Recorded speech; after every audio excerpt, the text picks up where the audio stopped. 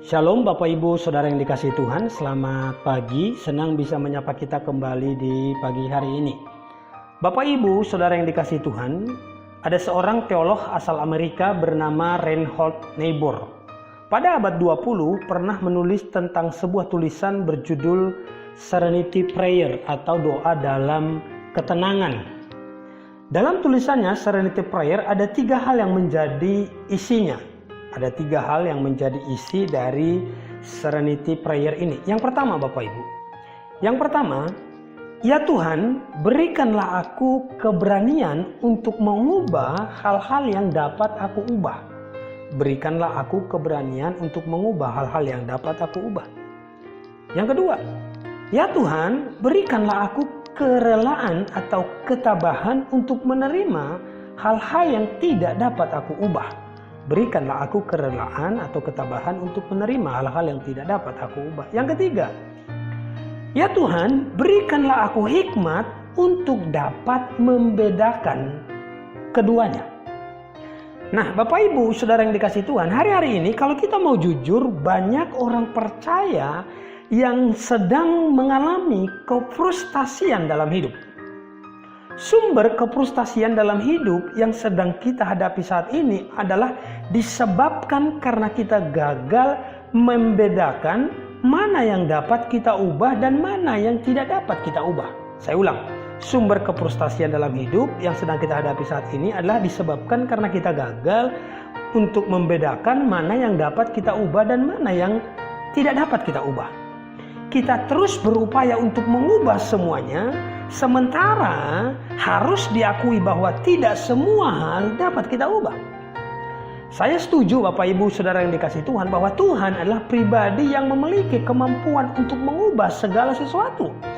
Namun harus disadari bahwa Tuhan tidak selalu mau untuk mengubah segala sesuatu.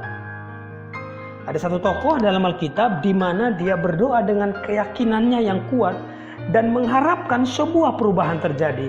Namun ternyata doanya tidak mengubah keadaannya. Tentu masalahnya bukan terletak pada imannya yang kurang, tapi terletak pada kedaulatan Tuhan, Sang Pemilik kehidupan. Tokoh itu bernama Paulus Bapak Ibu. Dalam 2 Korintus pasal 12 ayat 8 sampai 10 dikatakan begini.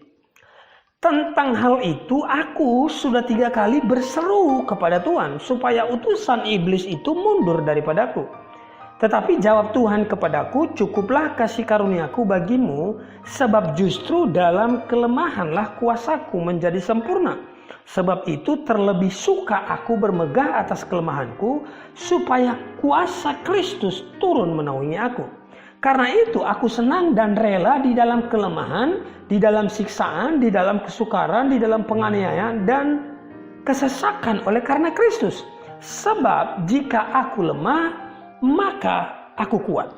Bapak Ibu Saudara yang dikasihi Tuhan, saya percaya tidak satu pun dari kita yang mendengarkan renungan ini meragukan akan keimanan seorang Rasul Paulus. Kita belajar tentang kisahnya dalam Alkitab di mana dia dengan iman yang dia miliki telah mendoakan dan menyembuhkan sekian banyak orang. Tetapi faktanya iman tidak selalu bekerja seperti yang kita harapkan dan inginkan. Ada hal-hal dalam hidup ini justru sebuah kenyataan yang harus kita terima dengan ketabahan. Pagi ini Bapak Ibu Saudara dikasihi Tuhan, sekali lagi saya tidak sedang menyangkali akan kemahakuasaan Tuhan atas hidup kita. Saya meyakini bahwa Dia Maha Kuasa mengadakan segala hal. Tetapi Tuhan mampu itu tidak selalu artinya Tuhan mau. Saya ulang Bapak Ibu. Tuhan mampu itu tidak selalu artinya bahwa Tuhan mau. Kita seringkali marah dan kecewa sama Tuhan karena doa-doa kita sepertinya tidak kunjung menghasilkan perubahan-perubahan yang kita harapkan. Kita doa dengan sekuat tenaga dan daya yang kita bisa, tapi keadaan tetap sama saja.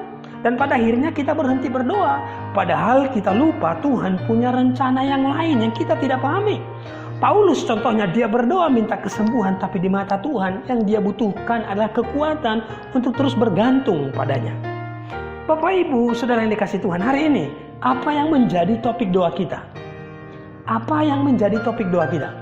Mungkin kita sedang berdoa untuk perubahan ekonomi, Mungkin kita sedang berdoa untuk pemulihan keluarga, mungkin kita sedang berdoa untuk kesembuhan, mungkin kita sedang berdoa untuk pertobatan anak-anak kita, mungkin kita sedang berdoa untuk perubahan pasangan kita, dan sejumlah topik-topik doa lainnya. Tetapi apapun itu Bapak Ibu Saudara yang dikasihi Tuhan, apapun itu, hari ini saya berdoa supaya kita diberi hikmat oleh Tuhan untuk membedakan mana yang dapat kita ubah dan mana yang harus kita terima dengan ketabahan. Amin Bapak Ibu Saudara yang dikasihi Tuhan. Jadi ada hal yang kita bisa ubah, tapi ada hal yang tidak bisa berubah, dan itu harus kita terima dengan kenyataan. Saya berdoa semoga renungan ini menjadi berkat bagi setiap kita. God bless you.